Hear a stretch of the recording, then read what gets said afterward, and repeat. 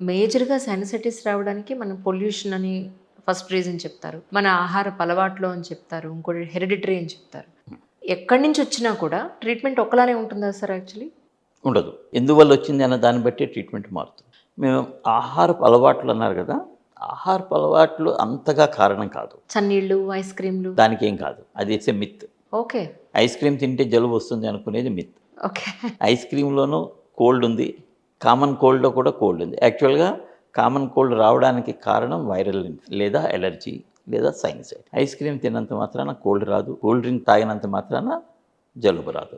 ఫ్రిడ్జ్‌లో వాటర్ తాగితే జలుబు వస్తుంది అనుకుంటారు. Again there is no scientific evidence. అయితే సమస్య ఏంటంటే జలుబు రావడానికి కారణం వైరల్ ఇన్ఫెక్షన్, ఎలర్జీ 2 కామన్‌గా. మనం సాధారణంగా ఐస్ క్రీమ్ ఎప్పుడు తింటాం? ఏదో పార్టీలో తింటాం. ఒక మ్యారేజ్ ఫంక్షన్ హాల్‌కి వెళ్ళాం, ఐస్ క్రీమ్ తిన్నాం.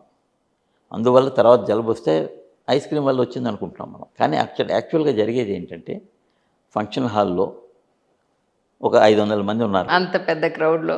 అంత పెద్ద క్రౌడ్‌లో ఎవరో ఒకళ్ళకన్నా సరే వైరల్ ఇన్ఫెక్షన్ ఉంటే ఆ వైరస్ క్రిములు ఆ హాల్‌లో చాలా ఉంటాయి. Oh my God! ఆ వైరస్ క్రిములు ఎవరికైతే రోగనిరోధక శక్తి కొద్దిగా డౌన్ ఉందో వాళ్ళకి ఇన్ఫెక్షన్ వస్తుంది. అది సో ఐస్ క్రీములకి అట్రిబ్యూట్ చేస్తారు కానీ కాదు.